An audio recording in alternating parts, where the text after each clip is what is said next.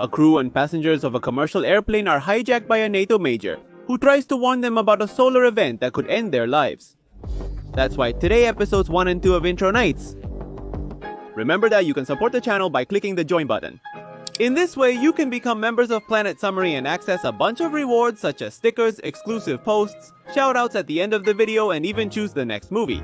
Summarize now, yes, go join Planet Summary and we begin. The story begins at Brussels airport when a girl named Sylvie arrives late for a flight. A man rushes out of a poorly parked car in a hurry to enter. An airline representative informs Sylvie that she can't board the plane because its doors have closed as it's about to depart. But when the girl shows her an urn of ashes she carries with her, the lady agrees to help her. Meanwhile, Terencio, the man from the start, attempts to get on the same flight claiming to be a NATO officer. He tries to enter to inform a friend of something important, but is denied entry due to not having a boarding pass. That's why the Italian officer decides to buy an urgent flight to New York in order to enter the boarding area. And in the same line we meet Ines, who appears to be a famous girl. Soon after, she becomes desperate when her best friend appears to faint while video chatting with her, unable to do anything to help her. The protagonist manages to board the same flight to Moscow as Ines with help from the airline employee, and they end up on the same plane. Gabrielle, a flight attendant, discusses her secret relationship with co-pilot Matthew to a colleague. Meanwhile, Terencio starts to get very nervous when he sees on the news that a strange phenomenon has killed many people around the world. He walks to the boarding area and decides to attack a police officer to steal his weapon. He forcefully boards the plane, claiming to save them. In the pilot's cabin, he finds only the co-pilot and threatens to kill the passengers unless the plane takes off. During the struggle, Matthew is accidentally shot in the hand. The Italian officer interrogates the others to find a co-pilot. Sylvie, a helicopter pilot, volunteers to help. Unaware of what is happening, Gabriel tries to calm the passengers as the plane begins to move, and although they can't communicate with the control tower, they decide to take off. Terencio, a NATO major, reveals to the protagonist that he learned the sun will kill everyone at dawn. This phenomenon has already killed many people in Asia and America before taking off to Brussels. Meanwhile, the passengers are frightened by the uncertainty. Among them, a boy who can't stop shaking, which makes another man named Rick suspect that he is one of the terrorists. At that moment, Sylvie exits the cabin seeking a doctor and meets Nurse Laura, who immediately offers assistance. Matthew agrees to quickly travel west, believing the Italian story about escaping the sun. The only condition is not to tell anything about the sun to the passengers so as not to alarm them. And with Sylvie's help, they head to an airport in Iceland, hoping to find help in international air safety. The nurse says the only way to help the co-pilot is by cauterizing his wound, and doing it in an improvised way makes him scream in pain. The passengers grow more anxious upon hearing this. Sarah, a woman traveling with her young son, confronts Terencio, telling him that she is not afraid of him. Later, the nervous passenger begins to suffer a strange attack, creating a distraction. A man named Aya steals Terence's weapon, seizing control of the situation.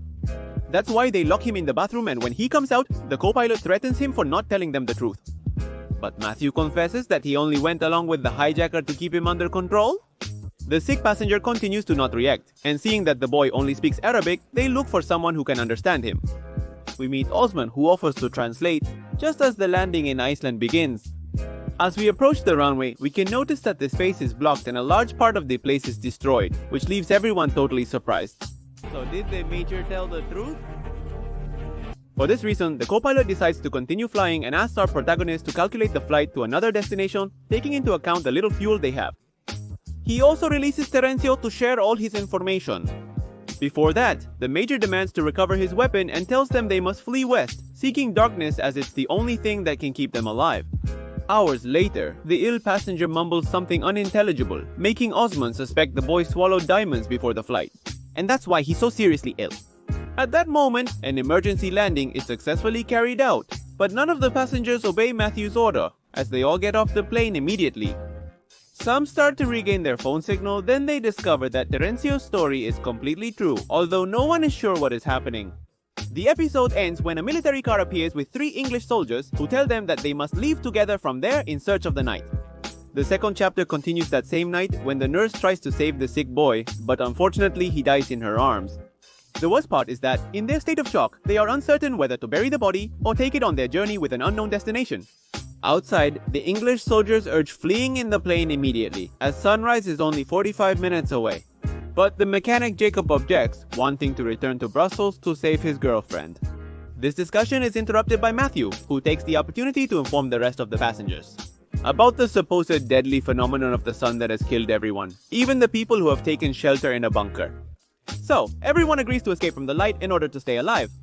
Jacob insists they should go back for their relatives, as leaving them behind would be selfish. To make the most of the little time available in this city, everyone splits up to gather supplies and check everyone's luggage to divide the things that could be useful. Things get complicated when the Russian mother decides to stop traveling to take her sick son to the hospital. She believes this is a government ploy to control them. As a result, the flight attendant and nurse, our protagonists, approach her and sedate her to sleep. They get her on the plane using the same approach as with the little boy, attempting to reassure him that all will be well. Later, they fly west. During the flight, the English soldiers attempt to repair the plane's radio and internet. Sylvia leaves the cockpit, letting a new member take control with Matthew. As the protagonist leaves, he ensures the others' well-being. When he meets Jacob, he learns Sofan is returning to his girlfriend. It's because he didn't respond to her when she said "I love you" weeks ago, and now he regrets it. During their conversation, Sylvia reveals that she attempted suicide before boarding the plane, as her boyfriend passed away right before they were to go on a trip together. And so we understand why she arrived at the airport with an urn of ashes. Laura becomes upset upon discovering that the captain requested to inspect all luggage for provisions. This leads to a minor disagreement, which Ines fortunately manages to resolve. The English quickly fix the plane's internet and everyone rushes to contact their loved ones. In this scene, a flight attendant receives a heartbreaking message from her children, who say goodbye to her due to the terrible disaster they faced before their death. Per online media reports, the phenomenon is called solar polarization. A meteorologist passenger named Horst provided more insight into the occurrence. The solar magnetic field reverses every 11 years, which is generally not highly significant. But in the last cycles, this inversion has become increasingly weak. Does this mean that it perhaps regains strength in the opposite direction? This would explain the ongoing apocalyptic phenomenon. But the worst part is that no scientist can explain how it will all end. And whoever posted that article an hour ago is probably already dead. After hearing everything, Rick asserts that he knows the cause of all the disaster. It's quite obvious what's happening to us. The man begins to talk about the Bible, saying that God always used fire to punish, but people never paid it any mind. He argues that since scientists can't explain the phenomenon, his religious beliefs are more credible. But the others don't take him seriously. In that, Ayas asks Sylvie to speak privately, telling her he discovered something very impressive online. It turns out that the 3 soldiers who joined them belonged to a mission in Kabul and were being transferred for a trial for attacking the house of a translator in Afghanistan, killing him and raping his wife. This means that they were not abandoned by accident but as punishment, and that's why they insist that something must be done about it. A British soldier grows angry upon finding champagne in Inez's purse and chooses to open it. An old man, frightened by a noise he thought was a gunshot, attempts to open the emergency door. To stop him, the man strikes him, nearly killing him instantly. This confuses the soldier, causing him to take a weapon to defend himself from the passengers who mostly want to stop him. With Matthew's help, they manage to control him, and he tries to calm the others, saying they will land in Canada soon. Soon after, Sylvia speaks to the co-pilot in French, unbeknownst to the British soldier who cannot understand them. But when the officer hears the girl mention Afghanistan, he starts to get a bit nervous. Upon landing, they discover the area littered with corpses, but with only 2 hours until dawn, they must act quickly. So Matthew asks them to split into groups to look for supplies and tasks the soldiers with finding some communication radios. The protagonist asks the 3 Brits to accompany him as they are the only English readers. The co-pilot, suspecting something amiss, insists that Jacob and Gabriel join them, leaving no other choice but for everyone to agree. As they tour the small town they arrived at, they see that there are many dead people everywhere, including a school bus full of children killed by the morning sun. Meanwhile, Matthew informs the other passengers about the reality of the British soldiers, and he asks them to find all the fuel and food they need as soon as possible. He aims to prepare everything for Jacob and Gabriel's return, enabling them to eliminate the military. Then we see one of the girls taking the time to pack snacks, and others decide to bury the body of the boy who died in the previous episode. There they discover that one of the Canadian corpses has a burned mouth due to solar radiation. On the other side of town, the others arrive at the appliance store, and Jacob manages to lock the soldiers in a warehouse, without Gabriel understanding what is happening. Without wasting time, the mechanic tries to tell them that they must escape because they are murderers, but the flight attendant is paralyzed, not knowing what to do. Within seconds, the British escape while firing one of their weapons. Luckily, Jacob finds a parked car that works to escape from them, and the three soldiers begin to chase him at full speed, leaving Gabriel in the middle of the town with no way to get back to the plane.